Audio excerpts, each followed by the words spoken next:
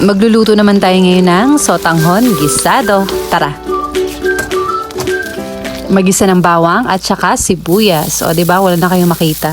At isunod naman natin dito ang ating na-marinate na karne ng manok. Pero pwede rin ditong karne ng baboy o karne ng baka. Maglalagay na rin ako dito ng hipon. Pero ito ay optional lang naman kung wala kayong hipon. At igisa-gisa lang din natin. Lagyan natin ng tubig. Papakuluan lang din natin to hanggang sa maluto na yung ating karne at yung ating mga hipon. Isunod naman natin ang ating sotanghon na ibabad ko na pala ito. Maglalagay lang din ako dito ng toyo at oyster sauce. Syempre, madaming paminta. Mas masarap guys kapag madaming paminta.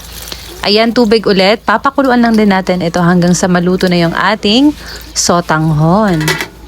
Damihan natin ng tubig kasi itong aking brand na ginamit ay matakaw siya sa tubig guys. At ito na yung aking gulay. Meron ako ditong Baguio beans, repolyo at ang aking kampanilyang paminta. Tinimplan ko lang pala ito ng isang Knorr chicken cubes pero pwede kayo ditong maglagay pa ng iba pang pampalasa. Nasa inyo yan.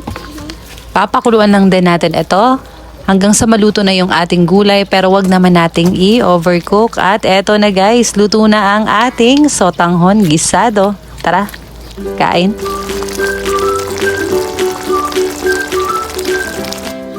Eto na, tikman na natin ang ating sotanghon guys. Unang subo para sa inyo. Ayan o.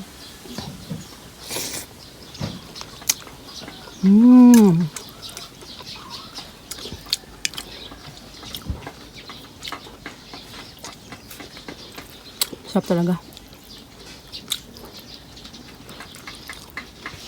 Sarap to may kanin.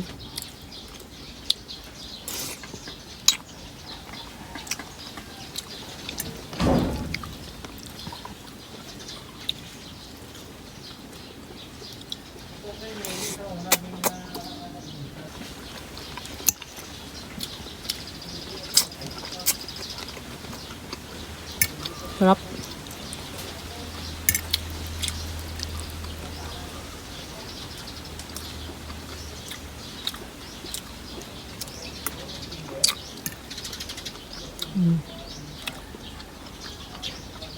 Wala na siyang sabaw.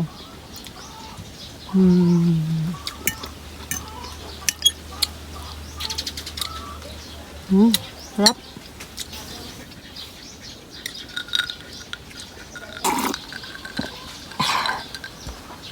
Sarap.